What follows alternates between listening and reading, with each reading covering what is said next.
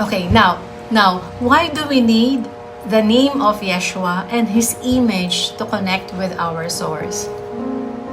Okay, ganito yan eh. When we connect with an energy, we think of the energy and mahirap isipin yung source natin. Mahirap to connect with our source kung hindi na nakaka-connect ang mind natin to a particular energy. So, halimbawa, you can connect with me using my name and my image. Okay? Pumikit lang kayo, isipin niyo yung itsura ko and yung name ko.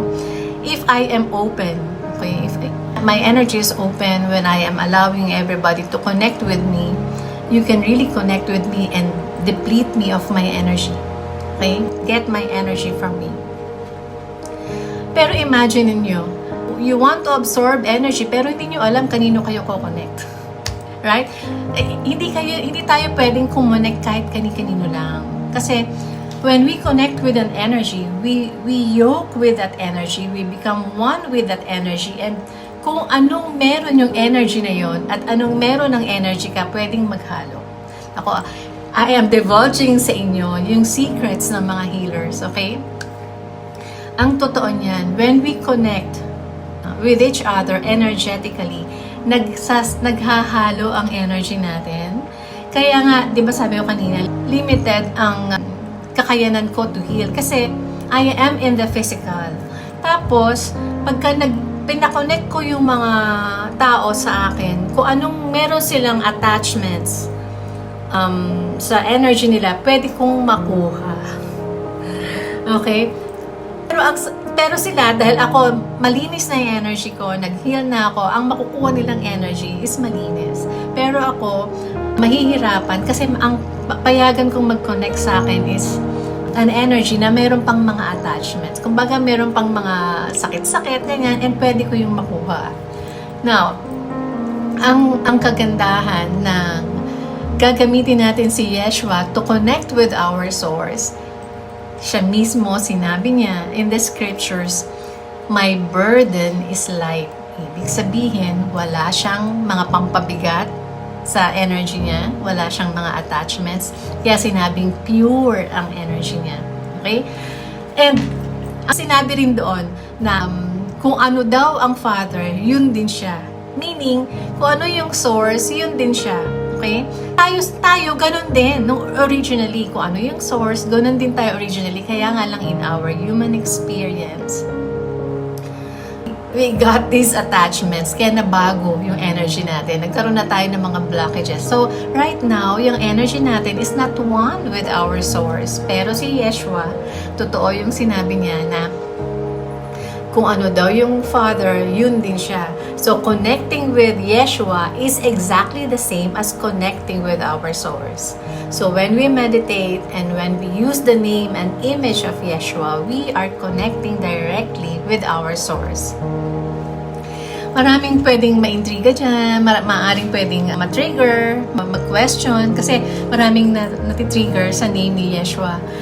Maraming pangit ang experience nila with the name Yeshua kasi nagamit ang Yeshua or Jesus to take advantage of others, to oppress others. But let us remember, it's not His own doing. Tao ang gumamit ng name niya, nagsamantala sa iba, gamit ang name niya. It's not Yeshua's doing kasi nangyari lang naman lahat to nung hindi na siya incarnated. Okay? Wala na siya sa flesh. Okay? So, let's not put the blame on Yeshua because maayos ang intention niya for mankind to save souls. Kasi hindi natin talaga makayanan umalis sa pagiging stuck ng ating low vibrational consciousness. Okay? So,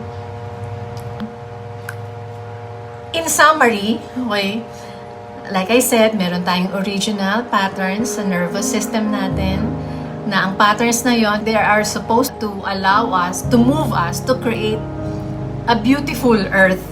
Okay?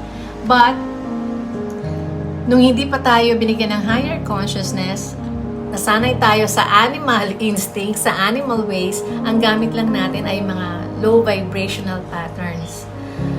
Nung binigyan tayo ng higher consciousness, imbis na magamit natin, wala tayong awareness kasi na meron na tayo noon, na nandun pa rin tayo sa low vibrational consciousness natin, na dahil nagkaroon nga tayo ng feelings, mas lalo nung tayong na-stuck sa ibaba kasi nagustuhan natin yung mga ginagawa natin na low vibrational.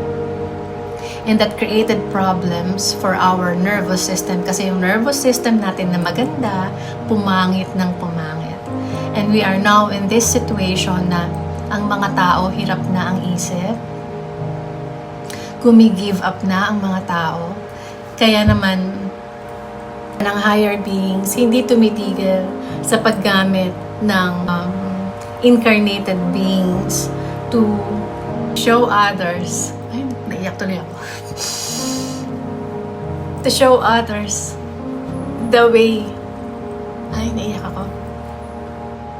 To show others the way kung paano nga i-heal yung nervous system natin and erase yung ating consciousness na hindi lang hanggang tiyan ang gamit natin, kundi hanggang kasama yung power ng heart natin, ng throat, ng third eye, and mind to really be able to tap into the higher realm. Okay? So, siguro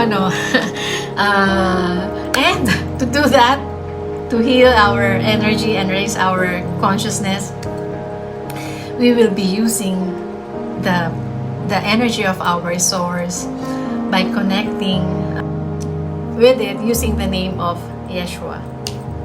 Okay? So, siguro I will stop here muna. And I will let you ponder on these things.